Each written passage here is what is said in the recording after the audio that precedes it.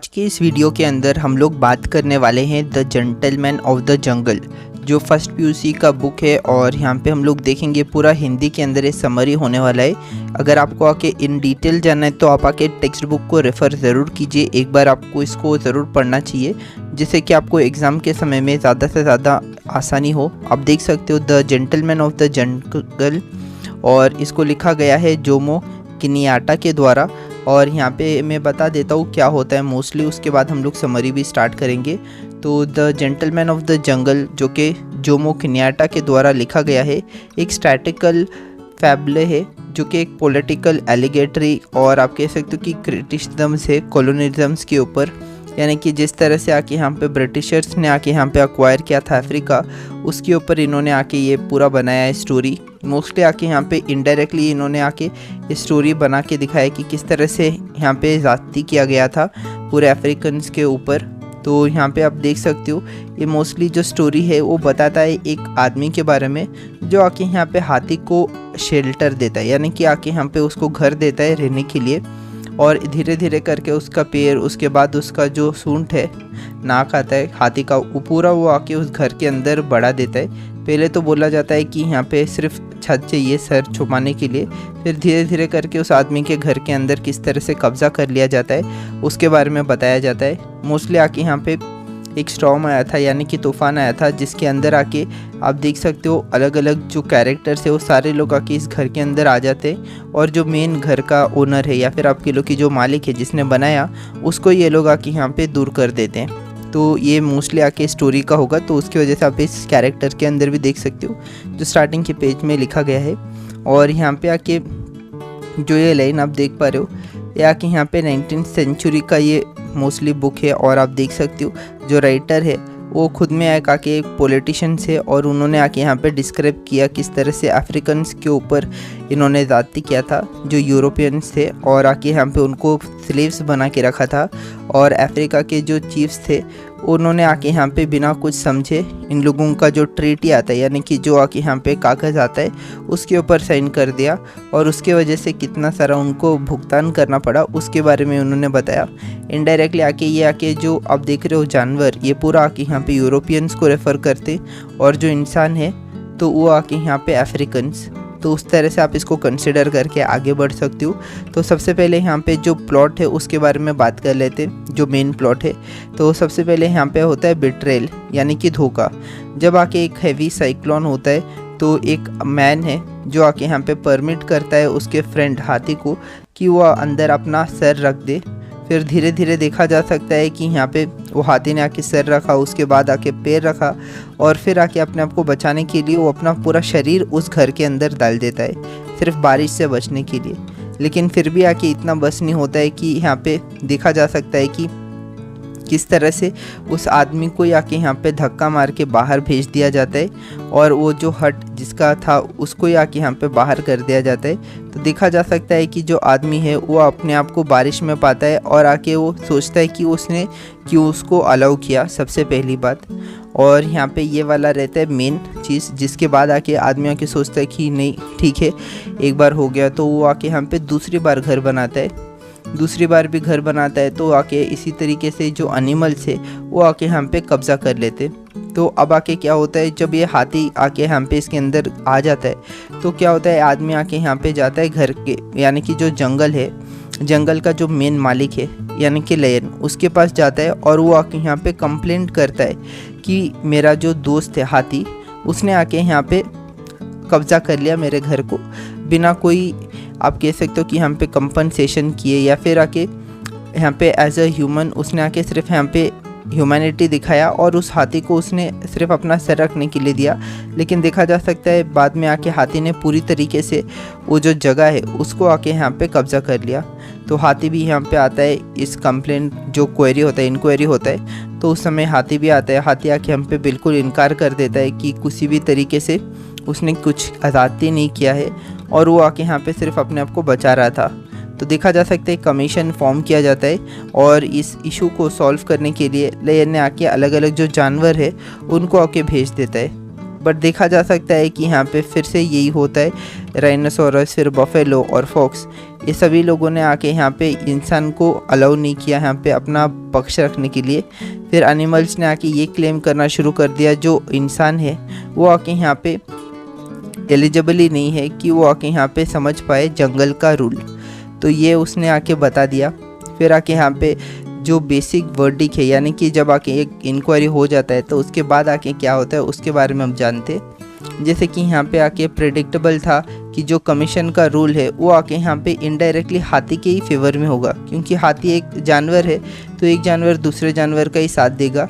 तो ये तो बिल्कुल निश्चित था कि यहाँ पे इंक्वायरी जो बिट रहे वो आगे यहाँ पे डायरेक्टली जो जंगल का हाथी है उसी के ऊपर आके मेन फोकस होगा, यानी कि हाथी को ही सपोर्ट किया जाएगा। तो यहाँ पे हुआ वो भी। तो उसके बाद देखा जा सकता है सिंपल एक्ट था कि जो आदमी का इंटरेस्ट है उसके खिलाफ है, ये बोल के आके यहाँ पे वर्डिक्ट क्लोज होता है। तो यहाँ पे आप देख सकते हो कि आदमी आके यहाँ पे रेजिस्टेंस नहीं कर सकता, यानी कि अब आके किस तरह से आके आदमी ने आके अपने आप को बचाया, या फिर आप कह लो कि आदमी ने उसके बाद क्या किया उसके बारे में जानते हैं। तो पहला घर हुआ, हाथी ने आके कब्जा कर लिया। तो आदमी ने आके क्या किया, अब आके उसको जस्टिस तो नहीं मिल रहा है, तो आदमी ने आके फिर से एक और नया घर बनाया। घर बनाने के बाद उसने आके यहाँ पे घर में रहना लगा। फिर आके एक दिन और फिर से आके बारिश आया। इस बार बारिश आया तो देखा जा सकता है जो दूसरे जानवर है एक एक करके उसके घर के ऊपर कब्जा कर रहे हैं। उसने मल्टीपल टाइम्स घर बनाया, सिर्फ एक बार नहीं। सबसे पहले हाथी ने आके कब्जा किया, फिर आके दूसरे जानवरों ने स्टार्ट कर दिया कब्जा करना। तो आदमी के पास अपना खुद का घर नहीं रहा। तो अब आता है क्लाइमैक्स कि आदमी ने यहाँ पे क्या किया फाइनली, यानी कि इतने बार आके अलग अलग जानवरों ने उसके घर के ऊपर कब्जा कर लिया तो आदमी तो लास्ट में फेडअप हो ही जाएगा। तो अब आता है कि यहाँ पे क्लाइमैक्स, यानी कि फाइनल चीज़। फाइनली आदमी ने एक बड़ा सा घर बनाया। पहले नॉर्मली वो अपने लिए घर बनाता और पूरे जानवर आ जाते, तो अब उसने क्या किया, एक बड़ा सा घर बनाया। घर बनाने के बाद उस हट को उसने आके यहाँ पे इनवाइट किया सभी जानवरों को, यानी कि जंगल के अंदर जो जो जानवर थे उन सभी को उसने आके यहाँ पे बुलाया उस घर के अंदर मीटिंग के लिए। तो मीटिंग के लिए बुलाया तो एनिमल सारे उस घर के अंदर आ गए। तो आदमी ने क्या किया, उस घर को बाद में बंद कर दिया और उस पूरे घर को ही आके यहाँ पे इसने आग लगा दिया। क्यों उसने लगा दिया, क्योंकि यहाँ पे जंगल के अंदर कोई भी उसका आवाज़ नहीं सुन रहा था, तो उसने डिस्ट्रॉय कर दिया। और यहाँ पे देखा जा सकता है लॉर्ड्स ऑफ द जंगल, यानी कि सारे एनिमल्स जो अपने आप को आके यहाँ पे भगवान मानते थे, तो उन सभी लोगों को एक साथ इसने घर के अंदर डाल दिया और आके यहाँ पे आग लगा दिया। तो इस तरह से आके यहाँ पे इसने आके डिक्लेयर किया, peace is costly but it's worth the expense. ये वाला मेन टैग है। तो peace is costly but it's worth the expense, ये कह के यहाँ पे इसने आके घर को आग लगा दिया। और उसने बोला है कि पीसफुली अगर रहना है तो उसको आके यहाँ पे अहिंसा करना ही पड़ेगा, या फिर आप कह लो कि अपने आप को एक्सप्रेस करना पड़ेगा। तो ये था मेन इसका प्लॉट। तो आप अगर आके इस बुक को पढ़ोगे, यानी कि यहाँ से आप स्टार्ट करोगे वंस अपॉन ए टाइम से, तो आपको यहाँ पे पता चलेगा मेन कैरेक्टर्स क्या क्या होता है नहीं होता है। लेकिन एक ओवरऑल मैंने समरी आपको बता दिया किस तरह से आके यहाँ पे हाथी और एक इंसान के बीच में फ्रेंडशिप होता है, और धीरे धीरे हाथी और जो जंगल के दूसरे मेंबर्स है उन्होंने किस तरह से आके यहाँ पे कब्जा कर लिया उसके घर को। तो ये आप आके उदाहरण ले सकते हो यूरोपियंस ने किस तरह से अफ्रीका के ऊपर कब्जा कर लिया, क्योंकि यूरोपियंस यहाँ पे पहले अपना फ्रेंड दिखाने के लिए आए थे अफ्रीका के अंदर, और धीरे धीरे जब आके लोगों ने आके यहाँ पे इंसानियत के मदद से दोस्ती बनाना शुरू किया तो उन्होंने आके यहाँ पे इनके दोस्ती का गलत इस्तेमाल किया, और आप कह सकते हो कि यहाँ पे पूरी तरीके से अफ्रीका को ही कब्जा कर लिया इन्होंने, और अफ्रीका के पूरे रिसोर्सेस को इन्होंने यहाँ पे ले लिया। तो ये वाला आके आप कह सकते हो कि कॉलोनियलिज्म के बारे में ही है इनडायरेक्टली। तो अब आके हम लोग जो मीनिंग और थीम्स है उसके बारे में जानेंगे। सबसे पहले कॉलोनियलिज्म्स के बारे में जो ये स्टोरी है वो रिफ्लेक्ट करता है किस तरह से यूरोपियन पावर उन्होंने आके यहाँ पे डिस्प्लेस किया इंडिजीनियस अफ्रीकन्स को, यानी कि जो अफ्रीकन्स वहाँ पे पहले से ही मौजूद है उनको किस तरह से भगाया गया। और फिर आके यहाँ पे हम लोग बात करेंगे कि किस तरह से ये सब कुछ स्टार्ट हुआ। तो सबसे पहले जो ऑक्यूपेशंस था आदमियों का वो था आके यहाँ पे हट बनाना, और वेरियस एनिमल्स आके यहाँ पे रिप्रेजेंट करते हैं कॉलोनियलिज्म किस तरह से आके यहाँ पे हुआ था, और अफ्रीका को किस तरह से आके यहाँ पे डिवाइड कर दिया गया। एक बड़ा सा अफ्रीका, एक कंट्री, उसको आके इन्होंने छोटे छोटे पीसेस के अंदर रख लिया, यानी कि छोटे छोटे राज्य बना लिया। और जो कॉलोनिज्म है, यानी कि आप कह सकते हो कि जो ब्रिटिशर्स थे या फिर जो यूरोपियंस थे, उन्होंने सभी ने आके यहाँ पे अपने अपने हिस्से में अलग अलग जगह रख लिया। और लास्ट में आता है पावर और इनजस्टिस।